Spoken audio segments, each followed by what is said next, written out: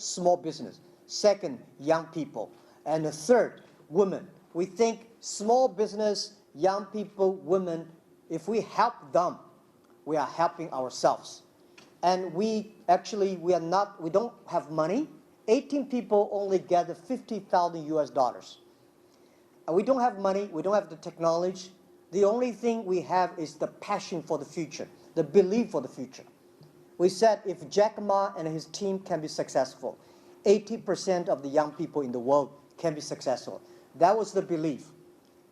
And nobody believed that internet would happen like that way in China.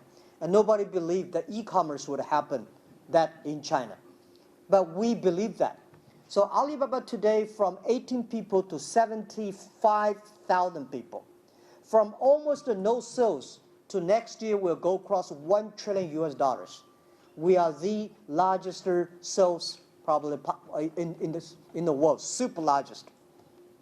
And this is, we have the payment, we have the e-commerce, we have logistics, we have cloud computing, we have a lot of business. It's all because, not because we started yesterday. We started 19 years. For 19 years, we never give up dreams. We never give up our belief. We continue to make mistakes. We continue to improve. That makes us happen, what happened today. And today, what we feel proud is not how much money we make. It's not how big the market cap we have. It's the 36 million jobs we made. It's the young people, it's the small business that we help that make us feel very proud. So we already discussed that a lot of the big goals for 100 million jobs and 2 billion consumers and 10 million profitable business. So I'm not going to discuss that, but we will focus on 3 things in the next 10 years. We'll focus on globalization. We believe globalization is great, but it's only a baby. Past 30, 40 years, globalization is Americanization, which is, I think it's good, but we should make it more inclusive. More small business, young people, developing countries should benefit from globalization. So we believe in the future, the economy should be focused on globalization, inclusive, and sustainable, and green. These are the key words that we have. And we think in the Africa today, there's a huge potential. Last year was my first trip to Africa. I was amazed, moved, touched. It's a land of hope. It's a land of young people. And people say, well, Africa don't have infrastructure. You don't have credit cards. You don't have e-commerce. You don't have logistics. It sounds so familiar to me 19 years ago. China, you don't have, how can you do e-commerce in China? You don't have a logistic. You don't have e-commerce. You don't have this and that. Why you can be successful? We believe we do something not for today. We do something for 10 years, 15 years later.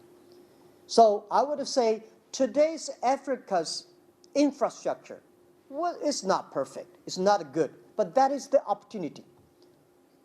Today's internet, the mobile phone, is much more advanced than 19 years ago Alibaba.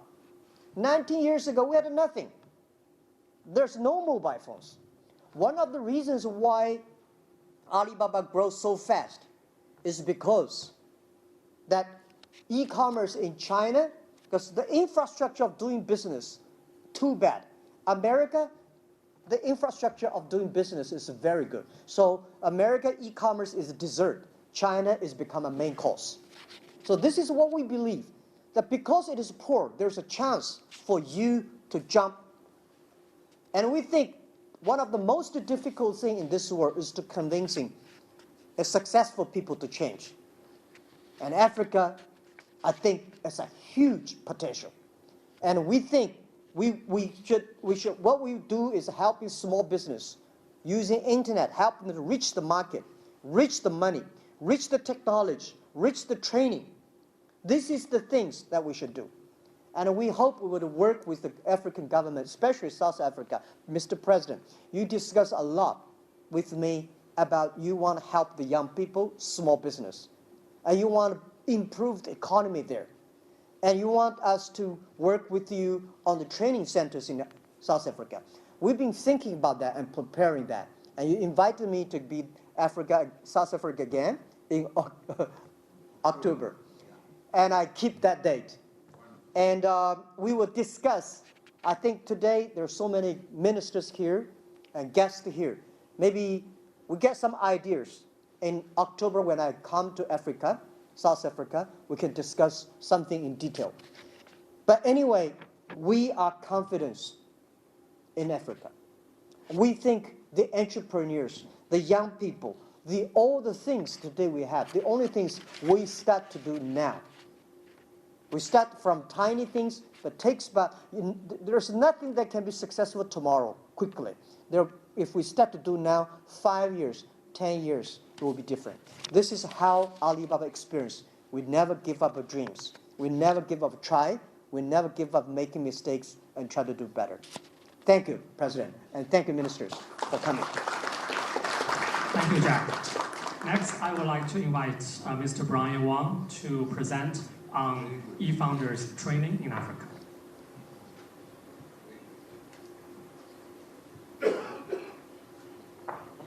Your Excellency President, Excellencies Ministers, it's a great honor to welcome you to our campus, and thank you for spending the time with us to understand Alibaba and what we're doing here and around the world. We had a wonderful visit last month, as Jack mentioned, to your country, a beautiful country with lots of dynamic energy, and the youth especially were a great inspiration to us. So today I'm going to share with you very briefly what our Executive Chairman Jack Ma committed to doing in Africa during his very first trip to the continent last year. On that trip, he talked about how he would like to make a commitment to empowering youth and small business through entrepreneurship. And he committed to training 1,000 entrepreneurs all over the world, 200 specifically in the continent of Africa, to share with them the experience that we've had in China, to give them the hope and inspiration that what they can do for their continent is not unlike what you've seen just now in the museum. When you walk through the museum, you saw the numbers. They're big numbers. These are numbers that most of us have never seen. And we shared those numbers not to say how great Alibaba is, but to show how much impact can be done in such a short amount of time with the power of technology. And these are not large companies, as Jack said, or very wealthy people, the elite. These are average people in China that are part of this whole ecosystem, that have been able to leverage the technology, use the technology to do very important things for the economy, for themselves, for business. And so that's what we want to share with you today. That youth are really at the center of all this, and technology is an enabler of those youth. So when we think about empowerment and we think about training, we think it's very important to really share this knowledge both at the highest levels with government. So all of you here today got to see what is a digital economy, how the digital economy can actually empower farmers, youth, women, and all sorts of levels of the population. Then we like to work with the founders or the entrepreneurs themselves. These are people who have developed ecosystems not unlike Alibaba in their local markets. And that's what the eFounders Fellowship is, and we'll share more about shortly. And finally, we want to work with the large number of youth and professionals through educational initiatives and training institutions. So that's what the Global E-Commerce Talent Program is. We work in all three different ways to work with the top in terms of the policymakers, the entrepreneurs, and the academic institutions. So this program, the eFounders Fellowship, is something that we kicked off last year when Jack talked about empowering entrepreneurs. These are all founders of their companies. These are young people under the age of 35 that have built businesses around e-commerce, payments, logistics, big data, not unlike what you just saw in that room, but there are actually entrepreneurs throughout Africa that are building similar systems. But what's the best thing we can do for them? Is to bring them here to China and show them what we have also done, to give them some insight into how the larger ecosystem fits together. So if one entrepreneur in South Africa has an e-commerce business and someone in Kenya has a payments business, maybe they can work together to create something that will help one another to create that trust within the e-commerce marketplace, but also enable that e-commerce marketplace to help trade between, say, South Africa, Kenya, and then ultimately the entire world. So what we do is bring these entrepreneurs here to Hang-zhou for 2 weeks We show them everything. All of our senior executives come and they share with them how Alibaba was built. What are the mistakes that we made? What are the applications of the technology that they're creating beyond what they've imagined? And then we introduce them to each other. So they have a community that can really help one another when they go back to Africa.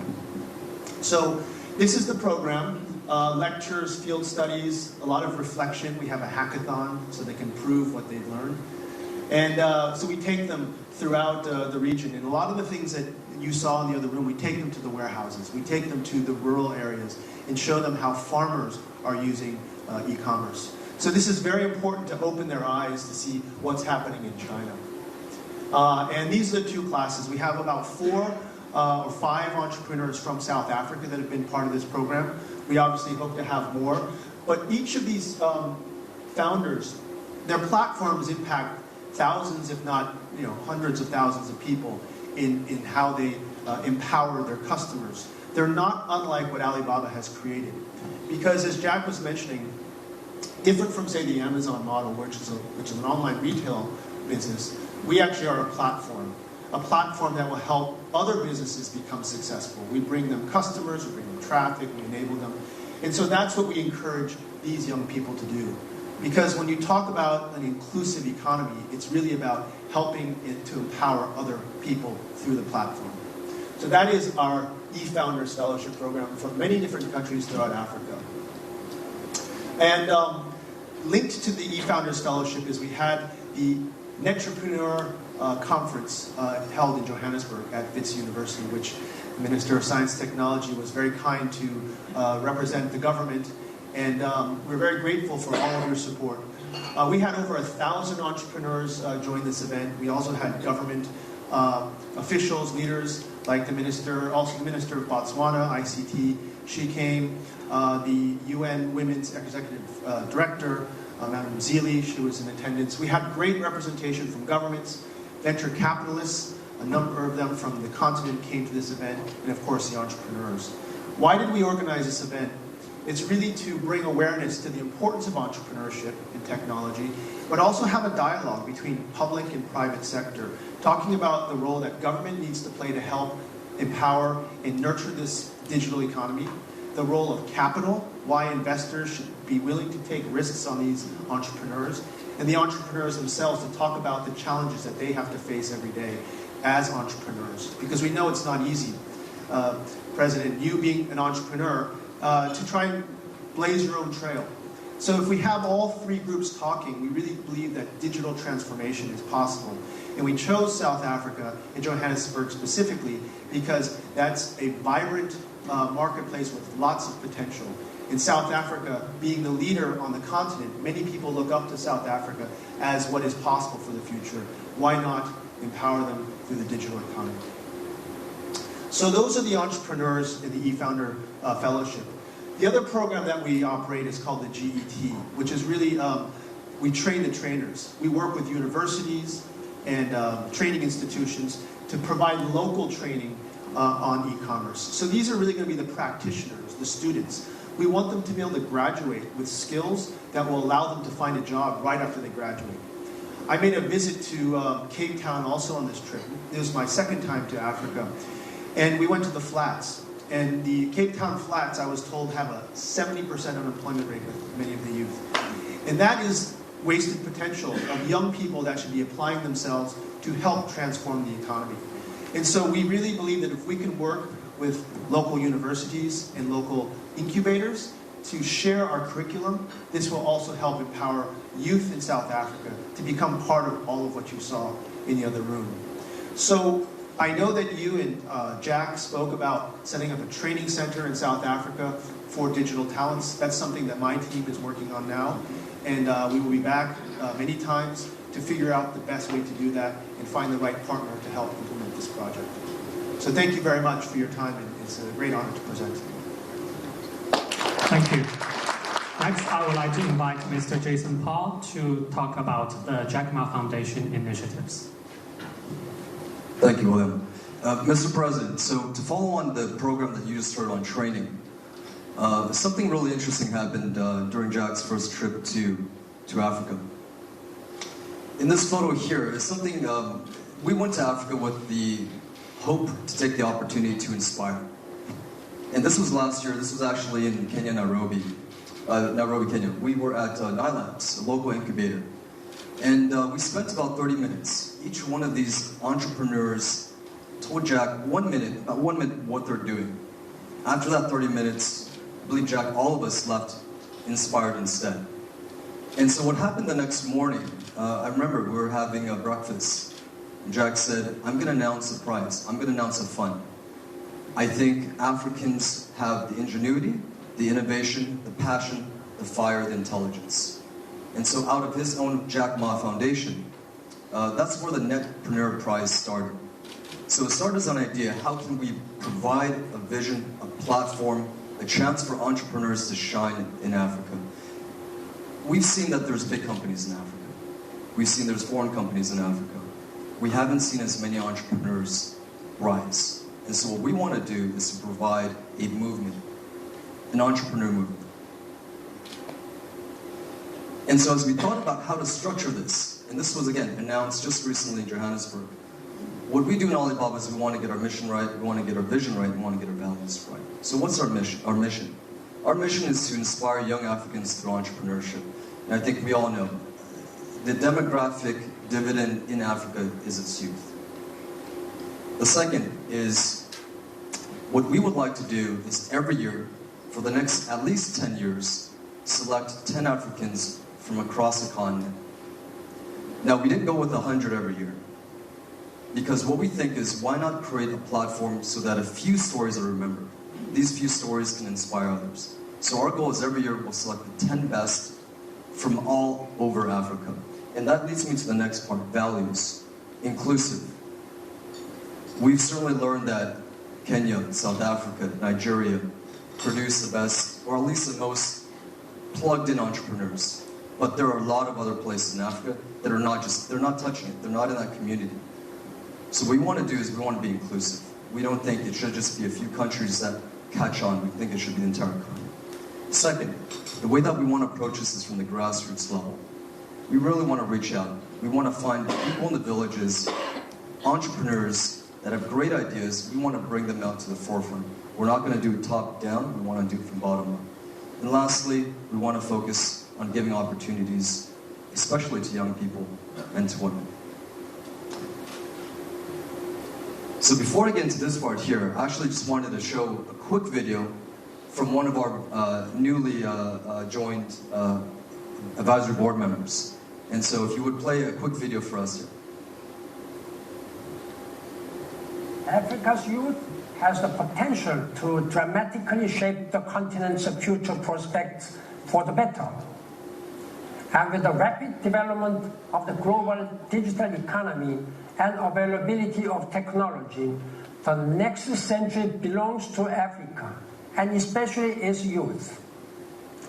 Income inequality, poverty, unemployment, stability, these are just a subset of issues that can be drastically improved by seizing the demographic advantage that Africa possesses. And as my friend Chairman Jack Ma has often said, timing is the key. When everything is ready for you, policies, technology, infrastructure, money, and it's often too late. Now is the time to seize the moment. For these reasons, I'm excited to join Chairman Jack Ma on the advisory board of the Africa Netpreneur Prize. Through this prize, we aim to support young African entrepreneurs, especially women, to build a more inclusive and prosperous Africa, by Africans for Africa. So you'll see on the top, we've just confirmed the board members, and we're really happy to announce as well that Mama Graça Michelle is also going to join us as well. And so for us, this is really, we want to make sure that this is done, as Ban Ki-moon just said, in Africa for Africans. We believe that her leadership on women, on education, on young people, fit exactly what we're trying to do here. So we've hired a local operating partner now live in Nairobi, and what you see below in the two parts there is that is our next efforts. After we announced just now, we are actively talking to actually several South African potential partners to be our key hub partner in the South region of Africa. We're also working with a number of other partners to bring them on as channel partners. What we need is we want to find the best entrepreneurs. We can't do it. We don't have a single person in Alibaba based in Africa. So our strategy is we want to work with partners. We want to find South African partners that will bring them up so that when we do our final competition event next year, that we'll have the best South Africans represented. We'll have the best Africans represented. And so this is what we're trying to do from the Jack Ma Foundation in terms of the prize. And again, what we hope is we can do it in a way that's in Africa for Africa. Thank you. Now it's my honor to invite His Excellency, Mr. President, to give his remarks.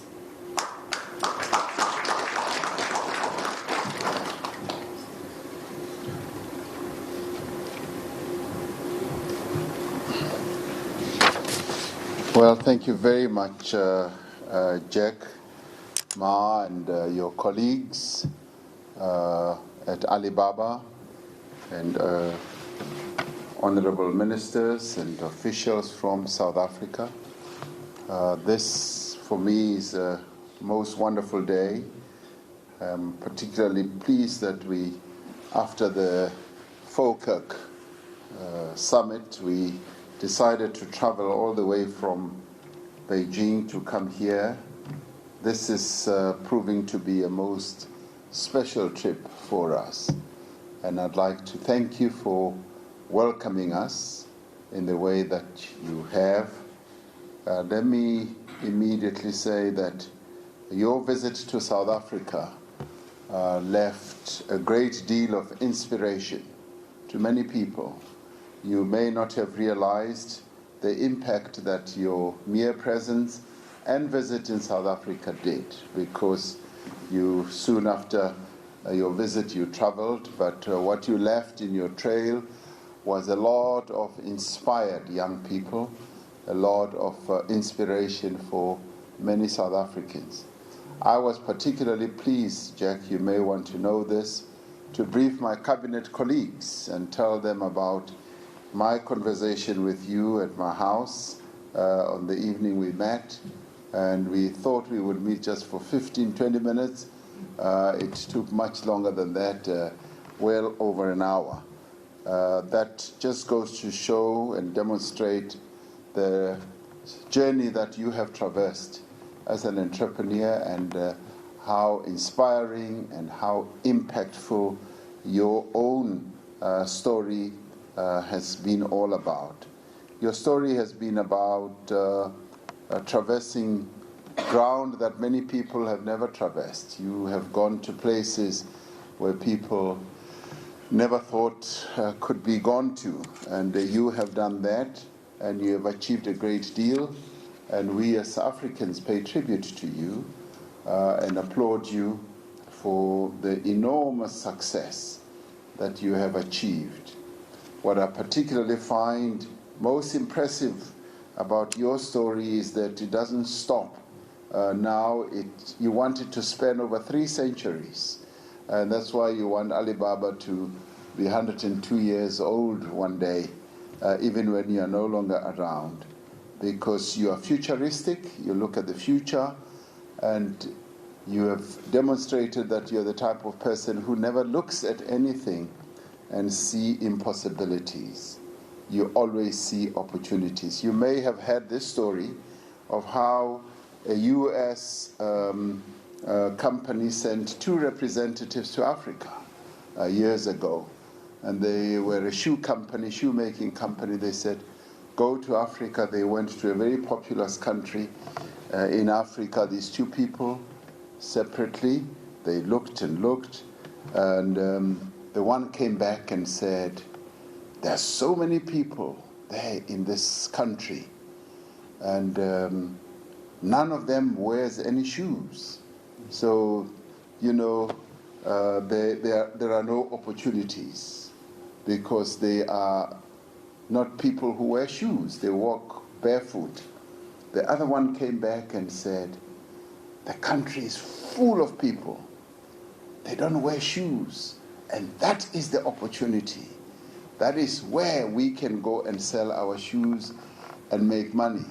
So 2 people, they looked at the opportunity that faced them. The one saw no opportunity, the other one saw great opportunity.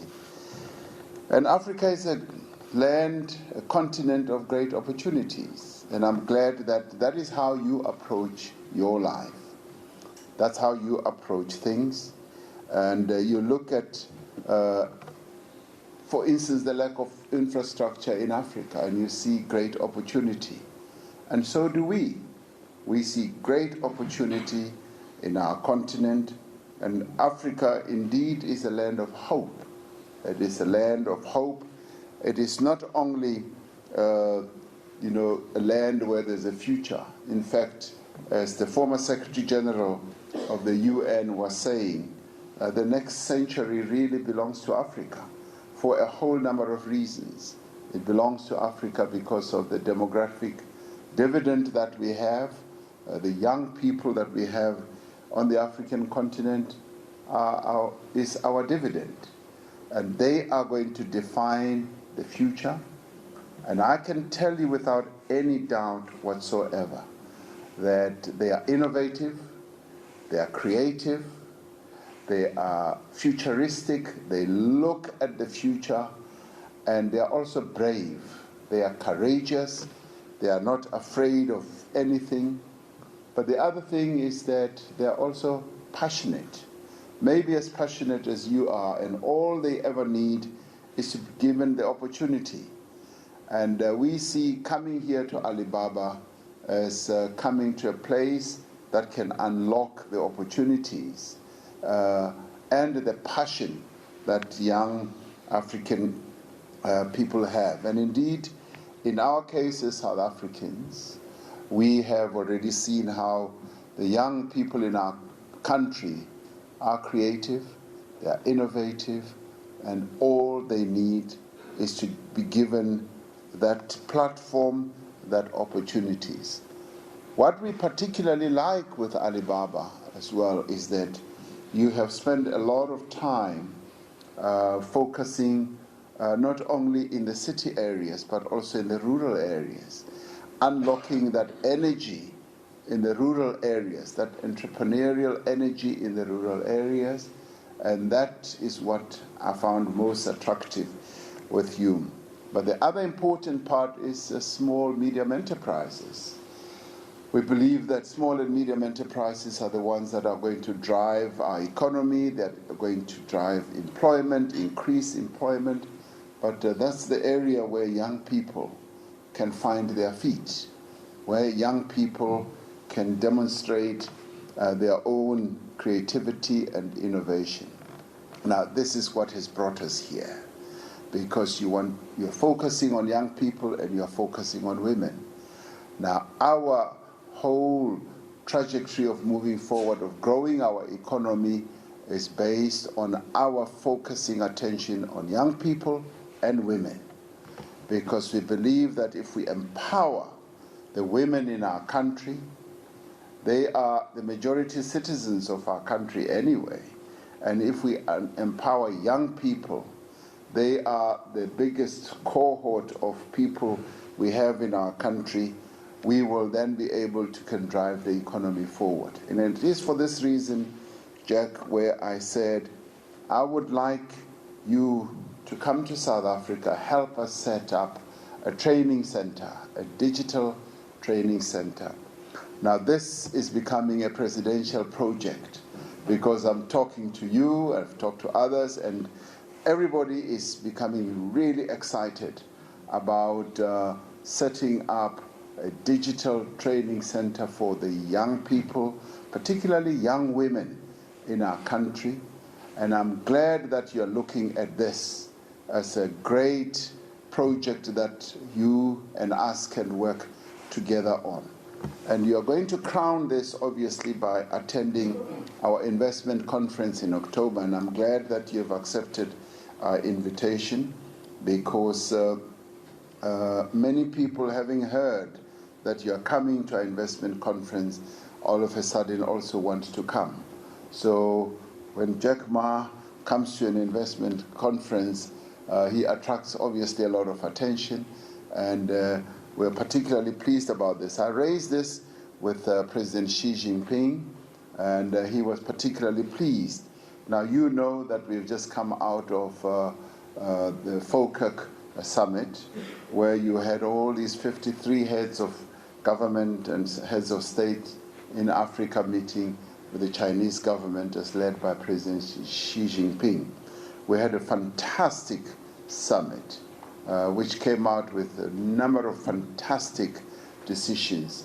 And one of those is how we can work together to grow African economies, how we can focus on skills development for young people, for young women. And this is where you fit in as Alibaba. And this is where you become our partner. And we are particularly pleased that having come here, we have already seen exactly what Alibaba is all about, what you do, and we believe that we can work together in South Africa, and you help support the growth of our small and medium enterprises. You help support the development of skills amongst our young people. So this we are particularly happy with, Jack, and once again, we thank you for welcoming us in the way that you have. And today, for me, begins to solidify the partnership that Alibaba and South Africa is now forging. And indeed, you've already started forging a partnership with Africa. And let me thank you for all this work that you have already started in Africa. We thank you for that, because indeed you are showing that Africa is the future, and you are embracing it, and you are like your government, like President Xi Jinping. You want to cooperate with us, to work with us, to develop, so that we develop together, so that we can have a shared future where we all benefit. And this is a clear demonstration of a win-win type of situation. In future, we would obviously like small and medium enterprises from South Africa to be selling a lot of products on the Alibaba platform. Now, one of the things that we discussed in the forum was that we need to balance the trade between Africa and China. Right now, the trade is lopsided, where at the moment, many African countries are selling and trading their raw materials. And in our discussions with the government of China, we've agreed that we want to balance that trade and create platforms, create pathways for African countries. And in our case, South Africa, we would like to sell more value-added products. Now, because China is such a good partner in this, they have welcomed this, and that's precisely what they say they want to work towards. They want to enable all of us to win, and they want to enable all of us to start selling value-added products and goods to one another. And in that way, we enhance good trade, we enhance the type of trade that is going to lead to job creation, and in our case, it will lead to reduction of poverty, reduction of inequality, and in the end, more and more people are going to be employed. So we welcome this opportunity, and we're waiting to welcome you once again in Johannesburg in October, and look forward to the finalization of this digital training center that we would like you to help us create. Thank you very much for welcoming us here.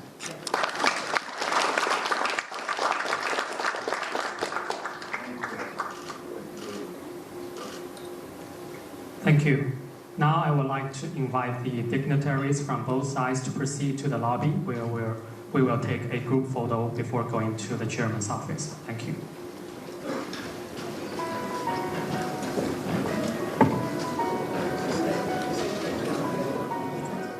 Give more background to that, but it would be a waste of time. Yeah.